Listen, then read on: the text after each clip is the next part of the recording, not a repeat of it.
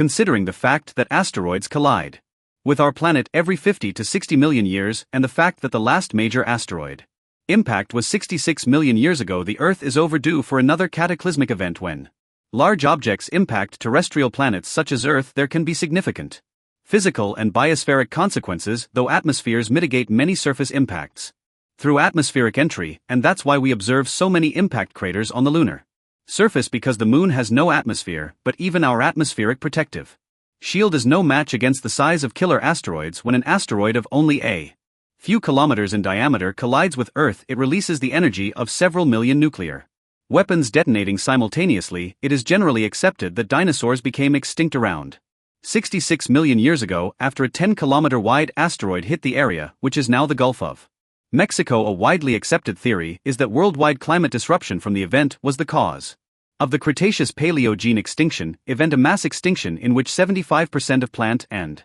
animal species on Earth became extinct, including all non-avian dinosaurs. One reason why we should go into space is because the dinosaurs would have if they could have 65 million years ago. The Yucatan Peninsula, a rock the size of Mount Everest, slammed into Earth, and it changed the climate of the world, rendering 70% of all species extinct. The dinosaurs are just the ones with the biggest teeth that we remember most, but that was a bad day on Earth, and the dinosaurs don't have opposable thumbs. They didn't have a space program. I'm thinking if they did, they would have deflected that asteroid. I just imagine a conversation with an alien, and I say I don't want to be the laughingstock among the galaxy's aliens, to be a species intelligent enough to have a space program, to have actually gone into space, yet to go extinct because an asteroid came and we couldn't mobilize and figure out how to deflect it. We'd be the laughingstock of species in the galaxy. The extinct humans. NASA scientists have proposed a variety of strategies to deal with asteroids that pose a threat to life on Earth. Deflecting an asteroid would probably require 2 space missions. The first mission would send a robotic probe towards the asteroid to knock it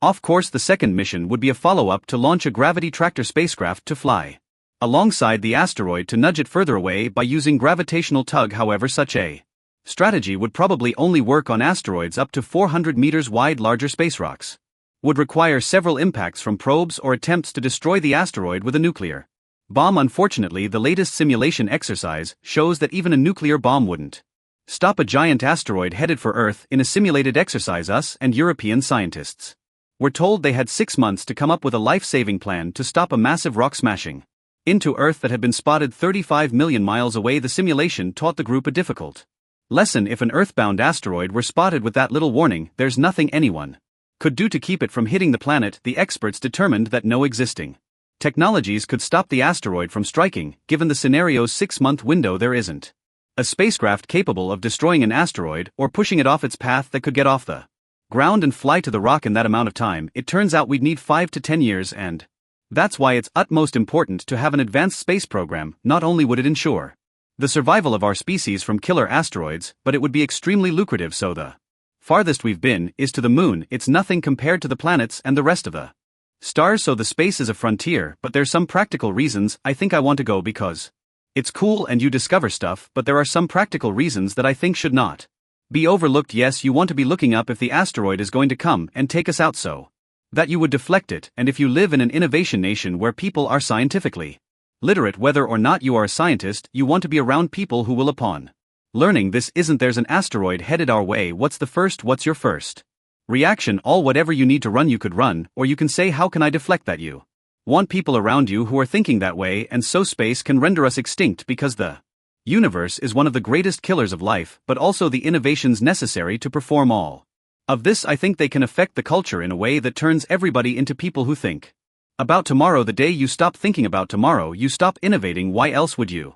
innovate? Oh sure, you can innovate because you want to make a buck, I got that, but if your best innovative thought is what next app I can put on my smartphone, rather than tackling huge challenges that face our civilization today in transportation, in energy, in health, insecurity, these are major branches of our civilization that I don't see us giving attention to. And if you go into space, where your health, energy, security, safety, all of these are frontier issues. If you're advancing a frontier, this stuff just rains out of the sky as things that contribute to where we are in our civilization. And so a space exploration is a long-term investment on the health and wealth of a nation. As resource depletion on Earth becomes more real, the idea of extracting valuable elements from asteroids and returning these to Earth for profit, or using space-based resources to build Solar power satellites and space habitats becomes more attractive. Most of the metals we use in our everyday lives are buried deep within Earth when our planet was still molten.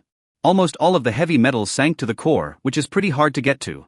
The accessible veins of gold, zinc, platinum, and other valuable metals instead came from later asteroid impacts on Earth's surfaces. Those asteroids are the fragmented remains of almost planets, but they contain all of the same mixtures of elements as their larger planetary cousins. The first trillionaire in the world is going to be the person who first mines asteroid space. Did a lot of filtering for you. There are asteroids that are the core of planets that never fully formed and broke apart, but the planet, while it was trying to get underway, it was liquid fluid, and when your liquid heavy things fall to the middle and light things rise to the top, then you freeze. The geologists call it differentiation, so you get for free the heavy stuff in the middle. Break that all apart, reach and grab the asteroid that's made of the middle stuff. You know what's in that middle stuff: gold, platinum, iridium, iron, nickel, all the stuff that people have fought wars over, that are tracked on the stock market, that we use in industry. So yeah, that's the first trillionaire right there. Asteroids could one day be a vast new source of scarce material if the financial and technological obstacles can be overcome. Asteroids are lumps of metal, rock, and dust, sometimes laced with ice and tar, which are the cosmic leftovers from the solar system's formation about 4.5 billion years ago. There are hundreds of thousands of them, ranging in size from a few yards to hundreds of miles across. Small asteroids are much more numerous than larger ones, but even a little house-sized asteroid could contain metals possibly worth millions of dollars. There are different kinds of asteroids, and they are grouped into 3 classes from their spectral type, a classification based on an analysis of the light reflected off their surfaces. Dark carbon-rich C-type asteroids have high abundances of water bound up as hydrated clay minerals, although these asteroids currently have little economic value. Since water is so abundant on Earth, they will be extremely important if we want to expand the human presence throughout the solar system. Somewhat brighter asteroids have a stony composition. These S-type asteroids have very little water, but are currently more economically relevant since they contain a significant fraction of metal, mostly iron, nickel, and cobalt. Currently, the quality of ore and the consequent cost of massive equipment required to extract it are unknown and can only be speculated. Some economic analysis indicate that the cost of returning asteroidal materials to Earth far outweighs their market value, and that asteroid mining will not attract private investment at current commodity prices and space transportation costs. Other studies suggest large profit by using solar power. Potential markets for materials can be identified and profit generated if extraction cost is brought down. For example, the delivery of multiple tons of water to low Earth orbit for rocket fuel preparation for space tourism could generate a significant profit. It currently costs hundreds of millions to billions of dollars to build and launch a space mission. So innovations that would make these costs fall dramatically are needed before it is profitable to mine asteroids for the value of their metals alone. Thanks for watching. Did you like this video? Then show your support by subscribing and ringing the bell to never miss videos like this. Music, you.